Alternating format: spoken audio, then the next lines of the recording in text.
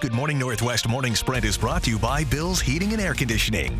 All right, 6:53 is your time. We're getting you ready for your weekend here with the Morning Sprint.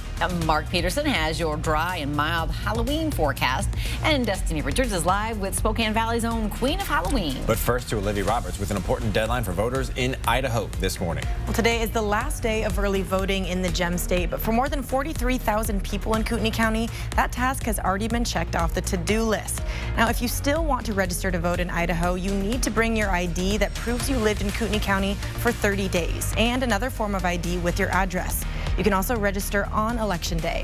If you miss out on early voting, you'll need to go to your assigned poll to vote.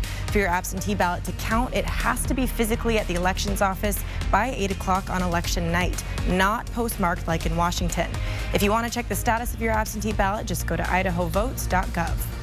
And for your full Election Day coverage on Tuesday, you won't have to look further than Ford News Now. And make sure you download our streaming app as well. It's called KXLY Plus.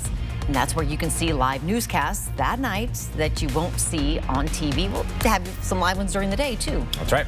One person was hurt, but not by a bullet, during a drive-by shooting on the Gonzaga campus. It happened just before 8 outside the TUI Residence Hall near Sharp in Cincinnati. Police say the person injured did not have a gunshot wound, but didn't say how they were hurt. Police are still looking for that shooter this morning. The U.S. hit a record high for coronavirus cases yesterday, and the University of Washington says the daily death rate could triple by January.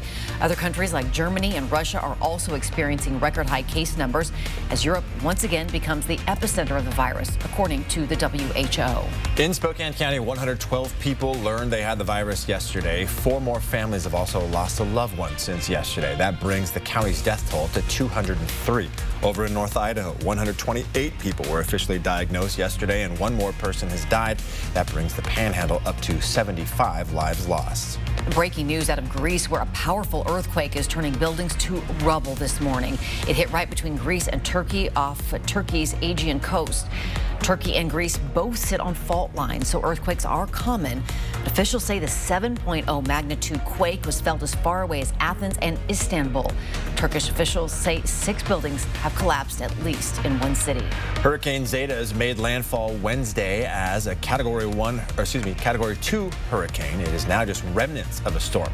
At least 6 people died in the storm's destruction, and more than 2 million homes and businesses are still without power. Louisiana's governor said the state sustained catastrophic damage on Grand Isle and Jefferson Parish, where Zeta punched 3 breaches in the levee.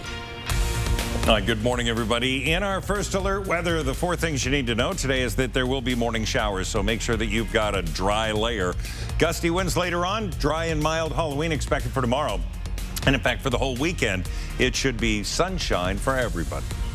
The Spokane Public Library will welcome book lovers next week. City libraries will reopen next Wednesday, November the 4th, but you'll have to make an appointment if you want to browse.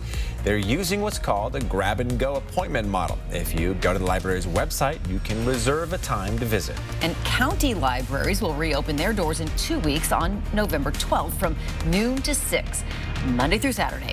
The Spokane County Library District says it'll operate at 25% capacity. They'll also continue curbside book pickup.